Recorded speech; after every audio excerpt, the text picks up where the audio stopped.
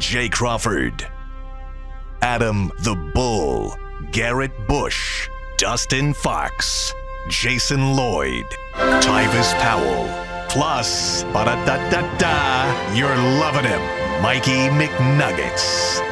And so many big names, it would take me hours to say all of their names. The ultimate Cleveland sports show starts now. Booyah!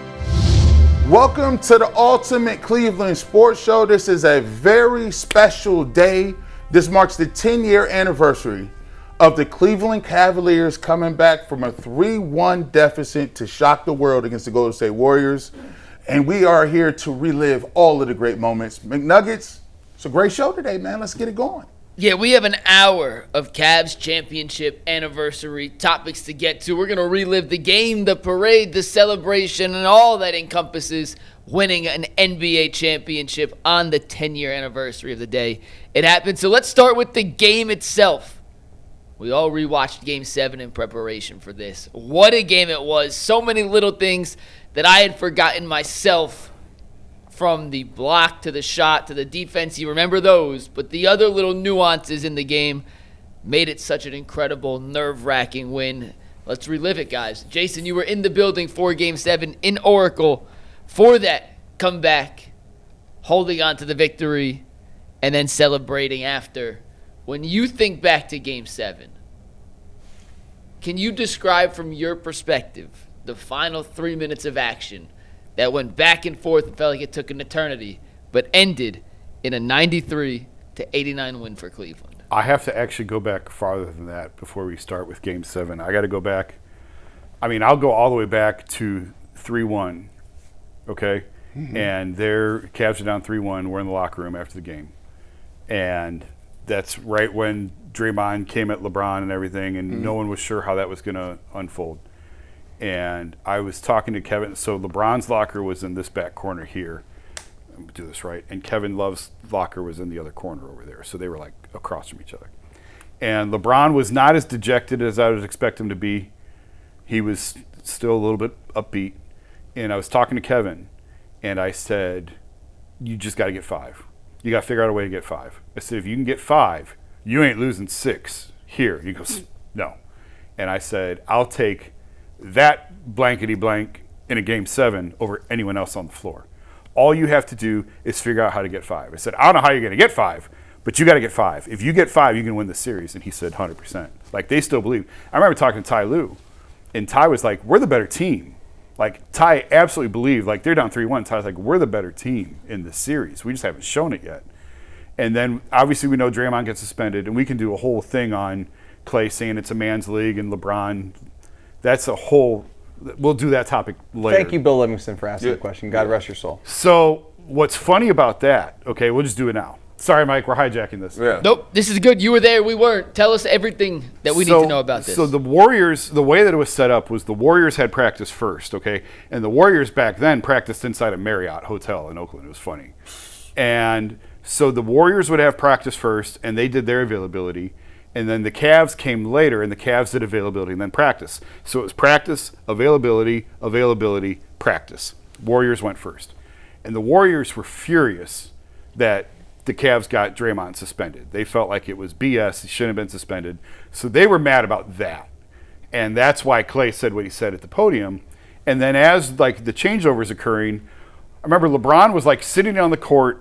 He had his sunglasses on. He had the Undertaker shirt on, and he's dribbling a basketball on the court. And I was talking to him, waiting for like the formal part to begin, and I almost said something to him about You almost tipped him off. I almost tipped him off. Thank God you didn't. I didn't. Thank God you didn't. I didn't say anything. We were just talking small talk, whatever else. So LeBron gets on the podium, and then Bill asks him what he asks him, and LeBron said, Clay said, what? And that's when Bill repeats the question. LeBron says, I'm going to take the high road. It's so hard. I'm going to take the high road again. But that absolutely lit a fire within him. So okay, they win Game 5, right? Okay, so now it's Game 6. And we're back in Cleveland for Game 6. And at the end of Game 6, the Cavs just smashed the Warriors. Mm-hmm. And at the end of Game 6, when Steph threw his mouthpiece. If you remember, Steph got really frustrated, pulled his mouthpiece, and threw his mouthpiece. And he hit Nate Forbes' son, the Cavs owner's son. He was one of Dan's partners. He was a minority in the team, but he hit his son with the mouthpiece. And I looked at Joe Varden, who was next to me, and I said, the Cavs are going to win the series. The Warriors are unraveling. They never thought that they would be in this position. Mm-hmm. This is happening. The Cavs are going to win this thing. And so we get to so we go back to Oracle. Now it's Game 7. And I can't remember which player it was, but one of the Warriors players, they do like the media day the day before the game, and one of the Warriors players even said, we never thought we would be in this position up 3-1. We never thought we'd have to be back home in a Game 7 closeout, but here we are. So, got to handle business, celebrate at home. But the fact that they said, we never thought we'd be in this position, 100% true. And I was walking with David Griffin, the Cavs GM at the time, prior to the game, and I said, this is happening. Like, you guys are winning this game. You prepare yourself. And he's like, from your lips to God's ears. I'm like, no, I'm telling you, this is happening. You are winning this game. I just had this confidence all throughout. From the time Steph threw the mouthpiece, I said the Warriors are unraveling and the Cavs are going to win this series. So as Game 7 played out, I was preparing a championship article. I just absolutely believe they're going to win the game. And it was just the little things, right? Like the Cavs were behind at times, and JR hit 2 massive threes. Huge threes, third quarter. Just kept them around. And I just remember a play where, I don't remember the time and score, but Warriors are on a break, and Steph goes behind his back to Clay, and the ball bounces out of bounds. Mm-hmm. There's 5 minutes left. That's where I started my notes. I have every play by play. Oh, really? The last 5 minutes left. So it was the little things like that. When he goes behind the back, how many times have they done that? And this time it just trickles out of bounds. Yeah. And it just felt to me like I always believed the Cavs were going to win. And then when LeBron goes down the lane for the dunk, I thought he died. Like he got fouled really hard. He's collapsed on the floor. Mm-hmm. And that would have been that was late in the game, and it felt like a finishing moment. But Kyrie obviously hits the massive shot. LeBron with the unbelievable. In the moment, I didn't realize the block. Like you're writing. I mean, I'm on deadline, so right. I'm writing at the time. So I did not appreciate how unbelievable this play was in the moment until afterwards. I just heard Andre Iguodala talking about it with Richard Jefferson, and Iggy said it felt like a gunshot. It sounded like a gunshot when he hit the backboard. When that ball hit the backboard, it was like a that it was so loud, and nobody saw LeBron coming. Even RJ didn't see him coming. And LeBron has talked about this, about how Swish just gave him just enough right there, like just enough to make him alter the angle to give LeBron that half second to get there. That was unbelievable. And I remember when it's over, the game's over, they win the game, and we have to go down for interviews. And I remember Channing was the first one I saw come out of the locker room. And Channing comes out of the locker room with the goggles and the champagne bottle. And to see a Cleveland athlete with goggles and a champagne bottle celebrating a championship was like jarring to me. It was like, crazy. This really just happened. I remember Brock Aller, who now works for the Knicks. He was the Cavs cap guy. He's now he does cap for the Knicks. And he bought I don't even know how much he spent, a really, really, really high dollar amount on cigars. And I remember talking to him, and he's like, if we didn't win, I can't turn in an expense report for all, so he was taking a chance before Game 7. He just went on his own to the cigar shop, and he bought all these high-end cigars to celebrate with. He's like, if we lose, I'm stuck with these things. Yeah, I can't turn this in as a expense. Yeah, sure. So it's the little thing. I mean, there's just a million of the little things like that. And just, I remember I worked all night, and I went back to the hotel and I wrote till about 7 a.m. I think my story finally posted at 6 a.m. West Coast time, so 9 a.m. back here at home. And I remember going up to my room and just being sad that I was in San Francisco and not, because I saw the footage and everything of everyone going crazy, and just watching the sun come up in my hotel room, thinking about, man, what does Cleveland look like right now? How cool would that be to be a part of that scene right now? And obviously the team going to Vegas, and that's a whole other, there's a bunch of stories off the Vegas thing. This is crazy. And the one thing on Vegas, I was talking to Grant Gilbert, Dan's son, and he said Dan hung out in the hotel room because the kids were underage. So the team goes to Vegas, and Dan hung out in the hotel room with Nick and with Grant, with his kids, while the team was downstairs partying. They got a room upstairs, and they were just eating. They ordered room service, and they were eating. And Grant, that's like a core memory for Grant was team wins a championship, and I'm in the hotel celebrating with my dad, and they were just sitting there having a meal. That's kind of crazy, Yeah, man. yeah, it was wild. You know, I look at it twice as I see it. Now, if I was writing a documentary about it, I would put the irony in it, because the irony is they win, Kyrie hits the shot, LeBron's collapsing, crying, Kevin Love's going crazy, and I can arguably say that was the beginning of the end for Kyrie Irving, because Kyrie goes to the locker room and calls Kobe Bryant, right? And he calls him as like, yeah, like we won. But if you watch Kyrie, like a lot of people say, like it was like he didn't have the same level of emotion. I feel bad for Kyrie. I do. He's just always been. He's always walked to his own beat, and he never. It just felt like he never even got to celebrate or release joy from that. Like JR was at the podium sobbing that night. He was sobbing over.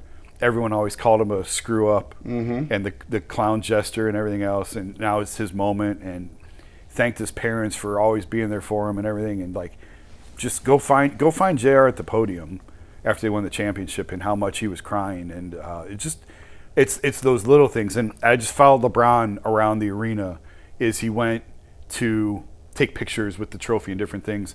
I remember Bob Myers had the net.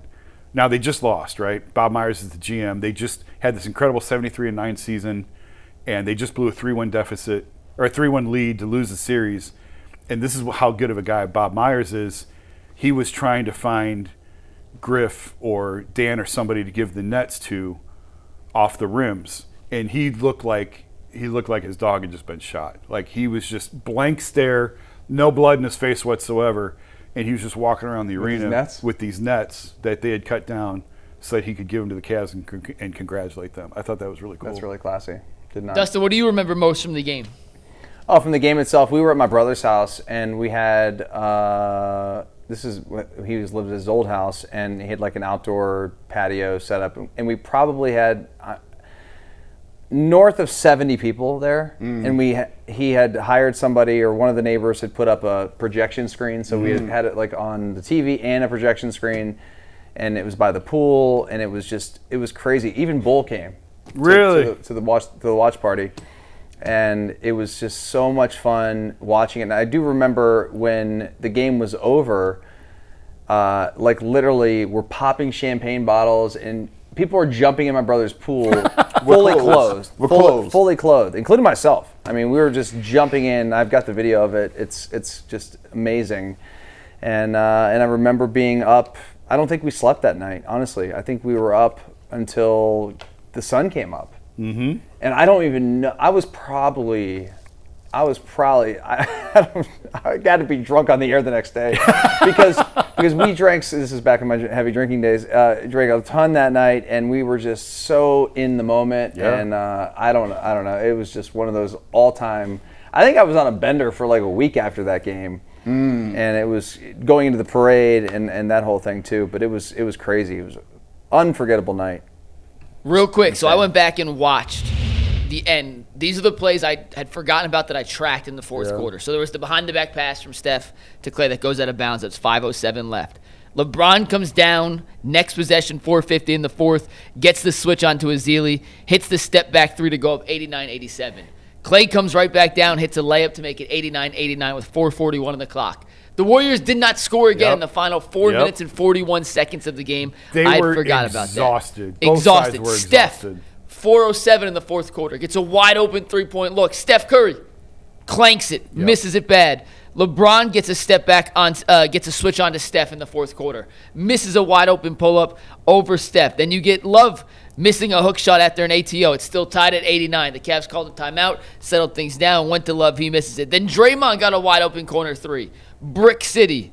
Then the block came off a Kyrie Irving miss. He had a layup, drove to the lane. How many times has Kyrie missed layups? Never. He missed it. That's what led to the lead out. That leads to the block. I had totally forgotten about that. Then the shot, Kyrie Irving with 53 seconds. It goes through. And then the thing I'd forgotten most importantly about that last second the Kevin Love defense? Well, not only the defense, that was but crazy. It happened twice on the same possession. He got switched onto Steph at first. Steph tried to get past him, could not, passed it. And then there's the Got play it we back, all got it remember right when he back. gets it back with 6 seconds left. I'd forgotten about the first leg of the defensive possession from Kevin Love. It goes unremembered, and that was even more impressive to stay in front of Steph with 17 on the shot clock, where he has all the time in the world to work with. He gets it back with 6 seconds, and then there's that famous play from Kevin Love to lock him up. And in that series, Kevin Love was maligned because he wasn't even, at some points in time, they were going super small and Tristan Thompson was playing. So there was times Kevin Love would go stretches where he was off the floor. So for him to be able to do that, to me, was, it didn't get lost on me, because he was actually, out of the big three, one of the guys who took a lot of concessions in that series. Kevin came off the bench in that series after the concussion. That was a really big deal at the time. It was a very sensitive issue. I remember talking to people within the organization. I just sent out a tweet, Cavs are considering bringing Kevin Love off the bench. And how that reverberated, that was a really big deal. Big. But he was a bad matchup for them. And then also, I've said this a million times, the playoffs are a war of attrition. And Andrew Bogut breaking his leg in Game 5 was a big loss for the Warriors and how they played. He was their starting center. And again, it's just the little things. Like, everybody knows the stars that they had. Bogut's not the first name that comes to mind, but his loss played a big role down the stretch in Game 6 and Game 7 with the Warriors. Well, McNuggets, we talked a little bit about what's going on the court and what we thought about Game 7. Now we get to the reaction. Millions of people down in the middle of the city. We'll talk about what we remember most at the parade coming back here on UCSS. Welcome back to the Ultimate Cleveland Sports Show. Now we talk about the parade reactions. 10 years ago, the Cleveland Cavaliers shocked the world 3-1, coming down from the Golden State Warriors to win an NBA championship. Dustin, we'll start with you. It was one of the greatest days of my life. And it started off, so it's a classic story. I get downtown Cleveland early that day for the parade. Now, keep in mind, I had to work that day. So I couldn't party or too hard. You know what I'm saying? Too hard. So Gotta be on the air at 2 o'clock. Got to be on the air at 2 o'clock. So I get downtown, and I had no idea that my day was going to unfold the way that it did, because I ended up meeting up with my buddy Scotty Springer, and Scotty connected me with another friend who, at the time, this guy had booked a helicopter. Wow. For his wife to go up and take pictures of the parade. His name was Kyle, and his wife's name is Emily. I remember this. And if you know people probably know who Emily is now because she's famous. Emily Roggenberg. Yeah. And she has a huge clothing line here in Cleveland, does some stuff with the Cavaliers, collabs with them, and a lot of local celebrities and things like that. But it all started Cavs Parade Day with her and I's connection, because Kyle was scared of heights, didn't want to go in the helicopter, and my buddy's like, dude, Dustin will go up there, and he'll be able to help you, with social media. We can pimp it out and do all this stuff. So next thing you know, dude, I'm down at Lake Burkefront Airport, I don't know, whatever time it was, 10 a.m., 11 a.m. to go up in this helicopter, because he'd smartly booked the helicopter ride to get over top of what you're seeing right there. So is that your shots? Well, that's the news shot there, but okay. but we were able to get up over top of it, and I'm snagging these pictures with my iPhone at the time, and we start putting them out there on social media, and Good Morning America picks up on it, CNN, all these nationals, people start picking up on it, and it ended up being this amazing viral moment.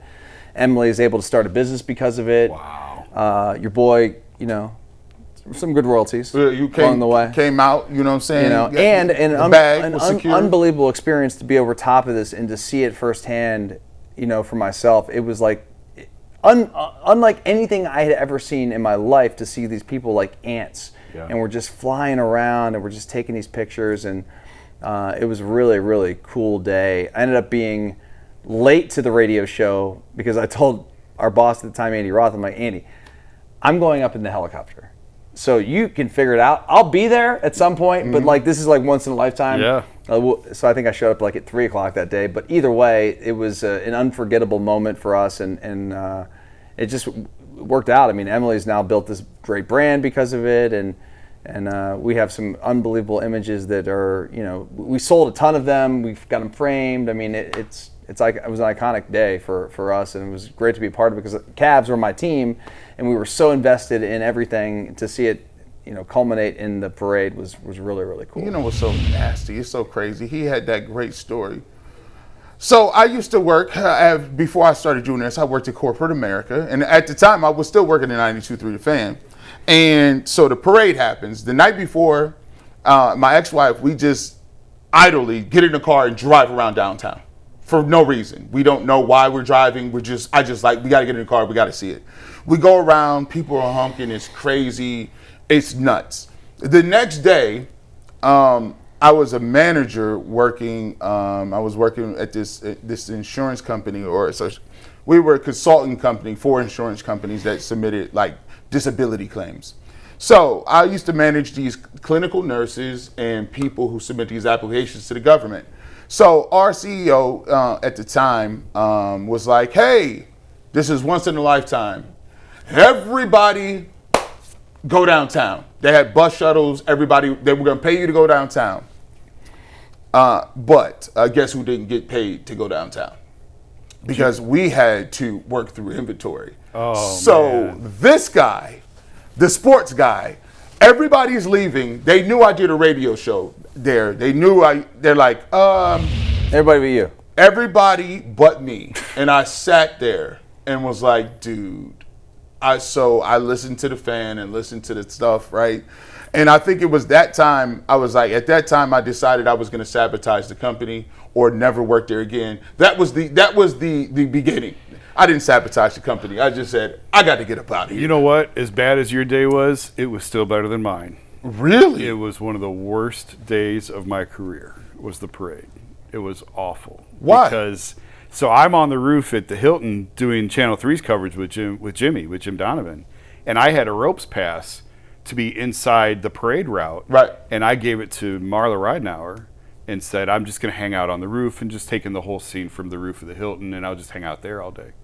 So that was my plan, and I'm up on the roof of the Hilton, and we're just watching everything, and all of a sudden I get a tweet notification from Dave McMenamin, obviously my buddy at ESPN.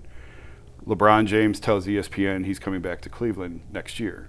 Now, it's sort of a foregone conclusion at that point, but that's news. Mm-hmm. It's news. LeBron is re-signing with the Cavs on a new contract. 30 seconds later, Joe Vardon from Cleveland.com. LeBron tells Cleveland.com he will be returning to the Cavs on a new contract next season. I am a mile and a half away with Lima's 1.2 million people in between. There is no physical chance for me to get to them to have him confirm that. So I'm like calling Marla, you have got to get LeBron to tell you that he's coming back next year. Meanwhile, they're loading up, they're climbing onto the floats, right? So and Marla and LeBron have a relationship, but it's not like what mine was. It ain't Georgia. And like this is how it works. You got to have relationships to get that type of information. And obviously LeBron was tight with me, Joe, and Dave, but he sees Marla. And so LeBron's climbing up on the fire truck or the car, whatever he was climbing up onto, and Marla goes, "Are you coming back next year?" LeBron goes, "We'll see." Gave him the JV answer. I am dying on this rooftop. Just can't dying get nothing. that I can't get this. Slow, painful. So, and of course it's Cleveland. Nobody knows how to throw a parade in Cleveland. So the parade route takes 6 hours. 10 hours. Because there's no barriers in the cars and everybody's having heat stroke out there. Yeah. So then they go through the whole parade thing and everything. And they do like the presentation at the top. And the whole time I'm just dying. I got to get LeBron to tell me that he's coming back next year. And it may not sound like a big deal. No. In the journalism world, this is a big deal. You got to get this. So he comes off the stage and I go sprinting over to him to get him. And it's loud and there's streamers going off and music's playing and everything else. And I'm screaming, "LeBron!" And he sees me and he's ready to like walk into some building or something. He's got the trophy in his arm and he sees me and he like gives me one of those and gives me one of those and he's gone. And I was like, no! And it's a massive group of people and a sea of people between you and him. One of the worst days of my. So the championship, I thought I wrote a great story off the championship and everything. It was a great night. The parade, one of the worst days of my career. It was awful. It was miserable. I was just a day of torture the whole time. Biggest winner of the day? Anthony Lima. Yeah. Oh. Yeah. The greater 1.7? sports 1.3. Sorry, I was wrong. You said 1.2. 1.2. It's 1.3 is what he said. He Just totally made it up. Lima completely. went on Twitter and put out this tweet. In his mind, it was just being sarcastic. And He's funny, just being Lima. Being Lima. He says, according to the kid, he tagged the Greater Sports Commission. There's an estimated 1.3 million people at this parade. And that has since gone on to become gospel for Yeah. what, And it's how many gospel. people were at this parade. He just made it up. Made it up. What do you think the actual number was? More or Impossible less. to know. Impossible to know. Impossible. But I've heard people say, like, mathematicians. The like, number sounds It sounds decent. sounds but close. I don't know. They said, but that's a lot of people. It's a lot of people, man. 1.3 There was a million. lot of people down there. I had to park. I came here at like 6:37 in the morning because if you remember, did I. there was like I was panicking about parking. So I talked to Yak upstairs and I said, "Hey, can I just park at Channel 3?" And he's like, "Yeah." So I got here like 6:37 a.m., parked at Channel 3, and just walking up and down East 9th Street, and the people that were already there. I remember we had breakfast at the 9, at the breakfast joint in the 9, and just being down here all day, and the airport was overflooded with people trying to get on the Rapid because that was the start of the line. Yep. So everybody went to the airport, and the Rapid lines were so delayed. People were dumping their cars all around the outskirts of downtown. Yeah, it was And just dumping them and crazy. walking. Yeah. I'll get the car later. No What big deal. a day. Yeah. Oh my God. You know, it's so terrible, bro. Like, I don't remember any of it. I'm glad I don't remember any of it, but I will remember the championship. And the cool thing about the Cavs is Dan Gilbert and LeBron put their differences behind them, and it came together. Now, I need to see you guys do that again 10 years later. Get ready to write that, man. You can do Coming Home Part 3. You can do that. It's funny you say that because LeBron and Dan made a business deal, and they both knew they needed the other to get where they wanted to go. LeBron needed Dan's checkbook, and he made Dan swear that he would spend what it took to win, and Dan couldn't win without LeBron. And they came together, and they won, and they felt like, we're good here. We each held up our end of the bargain, and that's when LeBron left again. Run it back then. With that being said, you're listening to the Ultimate Cleveland Sports Show. Let's get it going and let's see if we can run that back again. And let's see if we can get another championship in Cleveland. Peace. Welcome back to the Ultimate Cleveland Sports Show, our hour-long special on the 10-year anniversary. Hard to believe. It is hard to believe of the Cleveland Cavaliers breaking Cleveland's long sports drought and finally getting the city over the championship hump. Now it's Jay Crawford, Adam the Bull. Now it's Jason Lloyd, different panel, but this time we're going to dive into the emotions of it. And Jason, I always laugh when you say you're dead inside. You don't really have a rooting interest. You could take the wins, the losses. I don't know that I completely, fully believe that. But where were you in 2016 on an emotional standpoint? Because I know when you were a kid, you lived and died with this basketball team. So it had to move you a little bit emotionally, even though you were immersed in it. I felt I was thrilled for the people who I grew up as passionate sports fans. Obviously, I mean I had lost that, but you know it was a huge moment obviously for the city, and you feel good for the people. Like we were talking, I obviously loved LeBron. I had a great relationship with LeBron. You're thrilled for LeBron. You're thrilled for Ty Lue, who stepped into a really difficult position and to guide that team as an interim coach from midseason on to win a championship. So you're happy for the people. I know you have special ties with your dad. I had special ties with my dad. My dad was in the hospital the day before Game 7, and he had health problems throughout that year, and he was bleeding internally, and they couldn't quite figure out what was going on and where he was bleeding. Wow. And I remember Saturday, obviously Father's Day was Sunday, it was Saturday. I had a night flight to San Francisco for the game. I mean, it was the biggest night of my career, biggest game of my career up to that point. And I'm in the emergency room with my dad. Wow. And I was like, I'm going to get choked up. I'm like, am I supposed to get on the plane or am I supposed to stay here? And he was like, you know, born in the 30s, early 40s. And he's like, You worked through it. Yeah. He said, we're men. You go to work. He said, there's no staying here. Yeah. I'll be fine. You're a husband and you're a father. You go to work. That's what we do. Yeah. And I was like, oh, how am I supposed to leave him? I don't know. Am I saying goodbye or I don't think so, but you never know in that instance. And it turned out he was fine. He lived a couple more years after that, but that was hard. I kissed him on the forehead and said, I love you and I'll see you when I get back. Yeah. And But you weren't sure. No, I mean, you had a pretty good idea that he'll probably be okay, but you don't know for sure. When he's laying in the emergency room and he's bleeding internally and they can't find it, that's a little scary. Yeah, no, that's troubling. So, but to get on the Was plane there and go. even a small piece of you that remembered back to the days of your youth and rooting like crazy for that team? I mean, so what's funny about this, we talked about it a little bit on the previous segment, that when Steph Curry threw his mouth guard in Game 6, I was convinced this is happening. They're going to win this game. So I told everybody in the Cavs for like 2-3 days, whatever it was, oh, you're winning. Like, they are unraveling. This is over. You are going to win this game. So I woke up morning Game 7 like, they're going to win. They are winning. This is happening. I told David Griffin before the game, like, you guys are winning. This is happening. He said, from your lips to God's ears. Yeah. And so, like, I always believed, even when they were down at halftime or whatever, I always believed they were going to win. But there was a moment the last minute where Varden kind of like tapped me and kind of gave me like a little fist bump, like, this is pretty cool.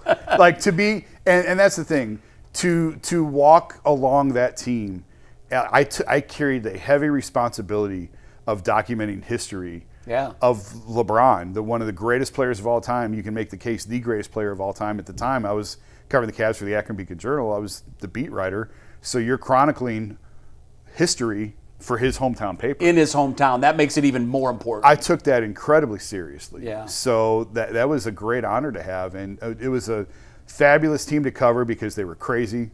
Like, they were all nuts. And it was a fun group. I've never experienced anything before or since as special as that season. I mean, if they played 108 games, regular season, preseason, postseason, I was at 105 probably of the 108. Wow. Because you're covering LeBron, and you can't ever take a day off because you never know when news is going to be. Sure. So you're home for a day, you're gone for 2, you're home for 3, you're just in and out for 9 months out of the year. And by the time you get to June, you're exhausted. You're like, there's just nothing left. So you talk about being dead inside. You're just mentally, want it to be physically over. drained. Yeah, you're just ready for it to be over so you can go home and go to sleep because it's just. I mean, I aged probably 15 years in those 4 years that he was here. And we can see it. And then, thanks. And then, like, because it's funny because I when I came off the beat, as teams would come back through, and you get to know writers in different cities, they would come in, like, after I got off the beat, and they're like, oh my God, you look great. You look like you're aging in reverse. I'm like, yeah, I got away from the crazy man. Right, I got off the road and I got away from all of that. Yeah, it can have that impact. Yeah. I've talked to writers that are beat writers and that claim that they don't have an interest either way. But it's funny, a lot of them will admit, well, yeah, I'd much rather cover a winners are so much easier to cover than losers. Way easier. Yeah. The interviews are easier. Yes. You're not. Everybody's in a good mood. Yeah, everybody's easy to deal with. I don't know if you've ever heard of a writer named Jeff Snook. Oh yeah, very Ohio good State. writer, Ohio State. Wrote Yeah, you a would bunch know him, of books course, on from Ohio State. Yeah. The year that Michigan beat Ohio State when Ohio State was number 1 and they were undefeated. It happened a couple times in the John Cooper era. Yep. But this particular year, Eddie George won the Heisman. There was a year where Biaka Batuka went for 313. He had basically put his entire year into doing a season on the brink-esque book on Ohio State, and it was going to be the equivalent of the season on the brink, Bobby Knight, the year that they went undefeated and won it or whatever that year that was. Of all of the people that were disappointed and crushed, and it was everybody. I remember going through the locker room, and I had covered every game that year, and I just remember everybody was crushed. But when we left the locker room, Jeff was leaning up against the wall, his head was in his hands, and he felt financial disappointment. Sure. Wasted year. I've put everything into covering everything that moves. He had unbelievable behind-the-scenes access with John Cooper and the team. And I remember seeing him and thinking to myself, oh my God, I don't have a financial dog in this fight. And somebody told me later, he said, yeah, he just went from a hardback bestseller to a paperback that he hopes can move. And so it can be really tough for those guys. Bull, I know for you, you were new to Cleveland.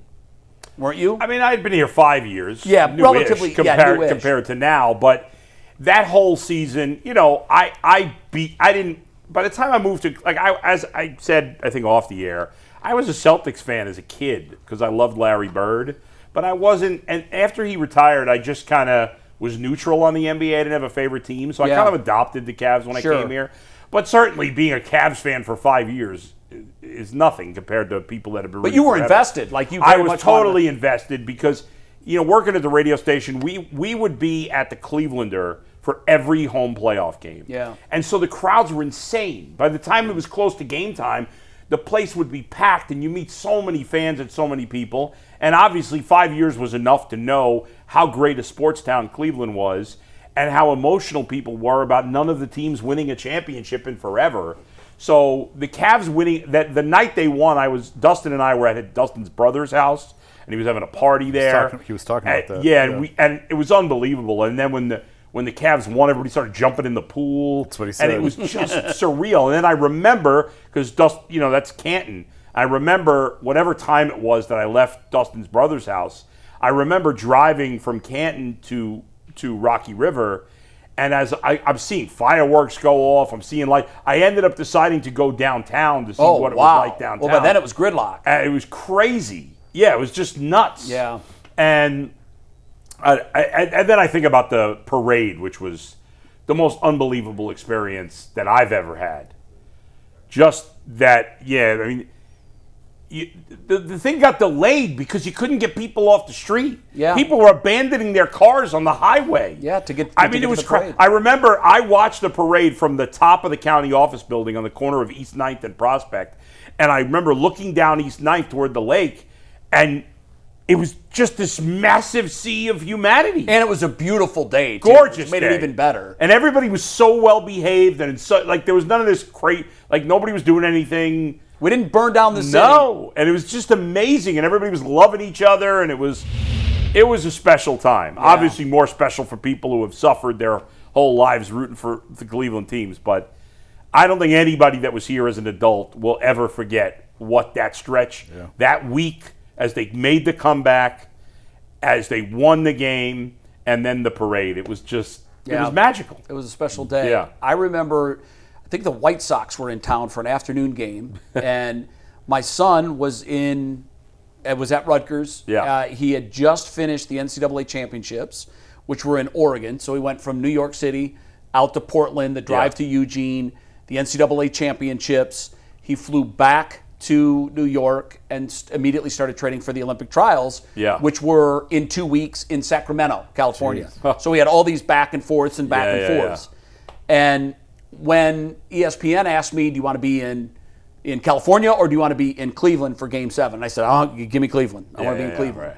So I went out on a limb, and I just thought, I'd love for Corey to be with me. My dad and I never got to experience a championship together. Right, Never. yeah. All the games we watched that were of meaning ended in crushing defeat. I was with my dad for the drive. I was with my dad for the fumble.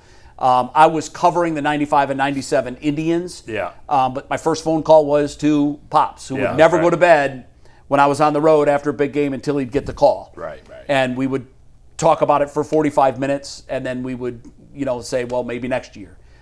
In 2007, when the Indians were up 3-1 on the Red Sox, I had told ESPN, my dad was sick with cancer. I said, I'm going to fly to Phoenix and hopefully watch a World Series with my dad. Yeah. So I don't know how long I'm going to be gone, maybe a couple weeks. They said, take what you need. Yeah. So I flew out there, and we were going to watch Game 5 on tape delay. He DVR'd it. We were going to watch it together. So my dad was willing to sit there and not know what was going on while the game was going on, knowing that they were up 3-1. That's the commitment my dad had. Yeah. And my dad told my mom, cell phone off, don't answer the front door. Nobody. I want no communication. That's so dedication. I grabbed my bag, my carry-on, as I'm getting off the plane, and a guy behind me taps me on the shoulder and says, "Oh, Jay, I'm so sorry."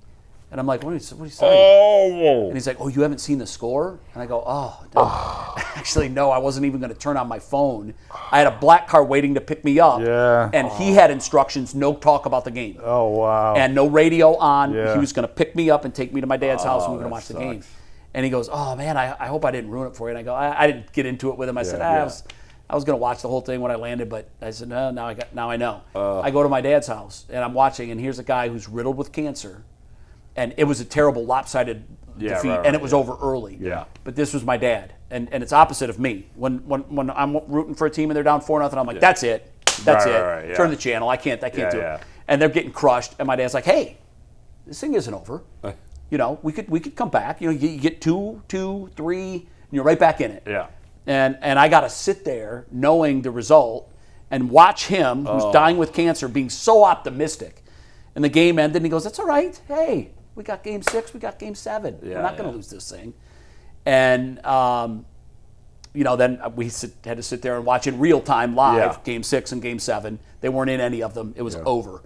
And I'm like, I flew. And my hope was that Arizona was playing in the NLCS against Colorado. Colorado ended up beating Arizona. But my true hope was they played Arizona. Arizona could win the NLCS, and I could take my dad to a World Series game, which we had never got to do because I was always working in 95 and 97. And that didn't happen. So at the end of all that, he had said, Jay, you know, it's not going to happen for us. You know, this was our last chance. But you will be back here again, and I want you to promise that whatever you're doing in your life and whatever Corey is doing in his life, it won't be so important that you can't spend that moment together. So now we're fast forward to 2016. My dad died shortly after that. 2016, my son is working towards what he had been dreaming of since he was a freshman in high school. And he's thinking about the Olympic trials and, you know, all of that. And he's training. And he was ranked USA number 4 at the time, even though he was in college, and there were a lot of professional jumpers ahead of him. He still thought there was a chance he could make the team. And I called him, I said, Corey, absolutely no pressure here. I know what you're doing. Yeah. And I know how big that is to you, but I just want to make this offer, and I don't want you to feel any pressure. And I'm sure he did. But I said, if you want, there'll be a ticket waiting for you in Newark. Come into Cleveland Sunday. We'll watch the Indians win Sunday afternoon. The Indians were on an incredible winning streak at that time. And I said, and then we'll be together when the Cavs win the championship. And he's like, I'm on my way. So he dropped everything in his life, which was probably one of the biggest weeks of his life. And he flew in, and we together went on Sports Center that afternoon. Bucci Gross was hosting. And Bucci said, would you and your son come on as guests? And I'm like, of course. And he was in between the plaza, and it was packed. And I remember sitting there. Corey was on my left, and Bucci was on my right. And a fan had given me a replica of the O'Brien Trophy. Oh, wow. And I said, can I take this on the air? He's like, yeah, absolutely. So we talked about the game, what it was like. It was Father's Day. It was Father's Day. And so at the end of the segment, Bucci says, okay, you know, are we going to win or not? And I said, look, it's 2016. We're in the 216. This is the year of Cleveland. And I held the trophy up. I said, we're going to win this thing tonight. The Indians are going to win this afternoon, and we're going to win this thing tonight. And, you know, I can still go back and be in that moment. And then when they won the game, we were right behind Sports Center set, and the pavilion was absolutely packed. I don't know how many people were there. When they won the game, my son and I just embraced in a hug, and we're jumping up and down, and it must have lasted a minute. And in that moment, I felt my dad's presence. Like, you know, is it real? I don't know. Did I want to feel it? But I just remember him saying, Jay, whatever you're doing, it's not so important. And I told that story the next morning on Sports Center. And I cannot tell you how many times I have heard from people that watched that saw that and said, and I talked about the fact that it was a game 7 against the NBA's best team ever on Father's Day means even more than other circumstances. And I said, this isn't about rooting for a team or a sport. This is about the bonds that you form with your dad and with your son that are lifelong, and they're just bonding forever. And for me, in that moment, I felt like it was my dad and myself and my son. And my dad told me, I've only enjoyed one baseball championship in my lifetime, and when I was a kid. And it was 1948, and I was 9 years old. And I remember riding my bicycle around the block, and everybody was outside beeping horns, and it was just this big, and I celebrated like a 9-year-old, and he said, whatever happens, wherever you are, when they win it, celebrate like you're 9 years old. And I did, and I'll never forget that moment, and my son will never forget that moment. And I didn't get to share it with my dad, but I got to share it with my son, and hopefully there will be another one. Hopefully, and I cannot believe that it's been 10 years. Hopefully a baseball I one. just cannot believe it's been 10 years. And I still hear to this day frequently people will stop me and say, I remember when you talked about you and your dad on Monday after the championship, the day after Father's Day. And then they tell me stories about their pops or their sons and celebrating the championships. And that's what it's all about. Most of us are sports fans because our dads were sports fans. Yeah. Most of us root for the teams that we root for because our dads rooted for those teams. Why are you a Browns fan or a Bengals fan? Yeah, because your dad was a Bengals fan. Mm-hmm. So, all right, we're going to take a break. We'll continue talking about the Cleveland Cavaliers championship in 2016, 10 years ago. Stay with us.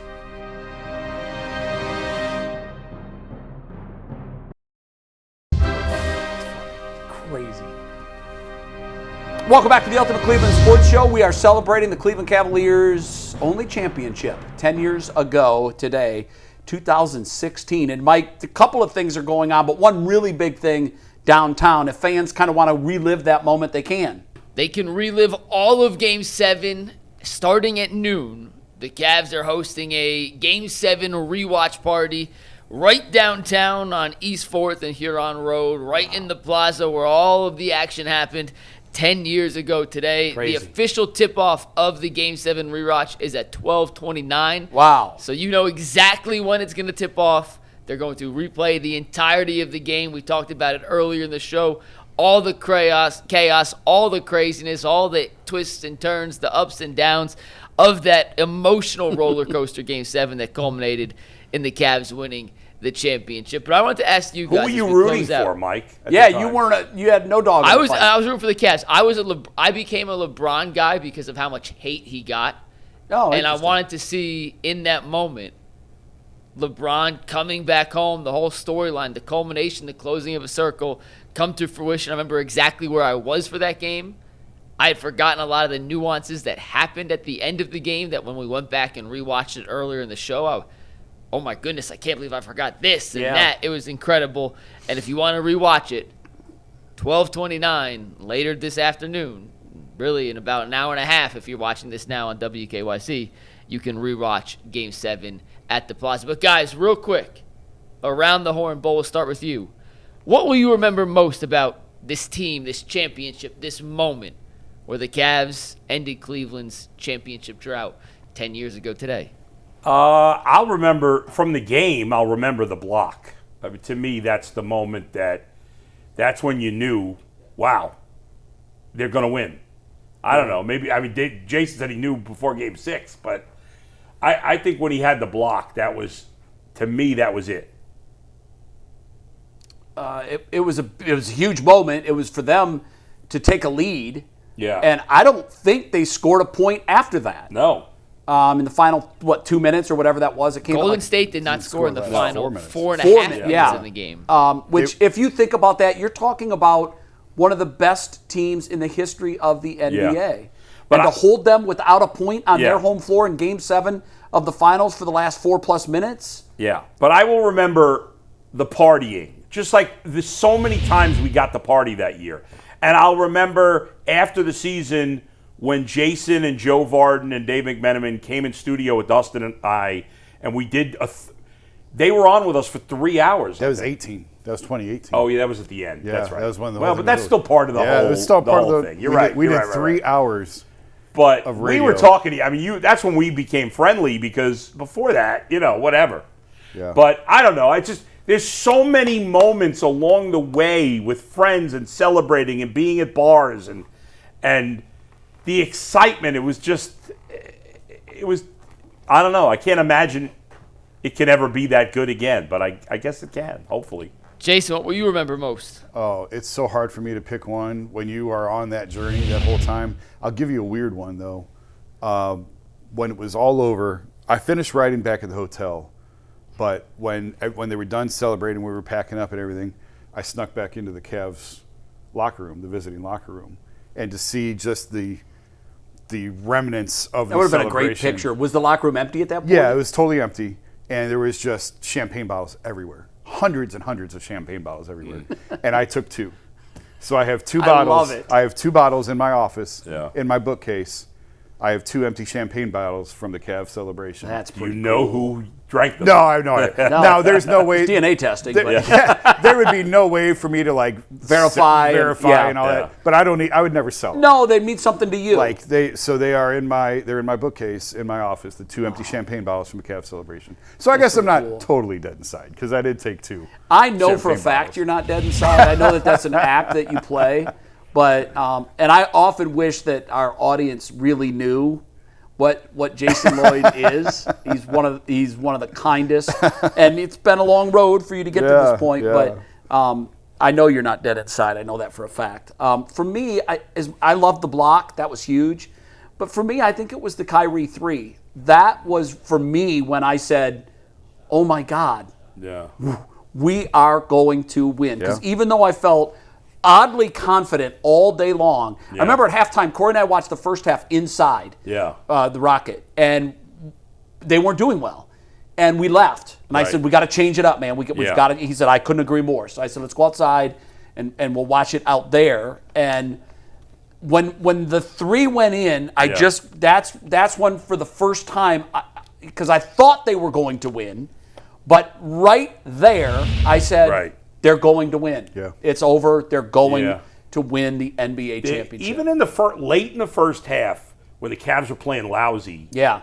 And then J.R. Smith hit a big 3. Yes, late in the first, and it felt like that stopped them in it. the Warriors. JR had 2 massive threes. Yeah, right. That was the kept them in beginning it. of the turnaround. Yeah, I think you're right. Yeah. Because you don't want a team to run away with it at halftime. Right. But you knew Especially it was that going to be team. hard fought defensively. You knew it was going to be a low scoring game. But when that 3 went in, I felt like that 52-year bottle of champagne that has been waiting to be uncorked is finally going to happen.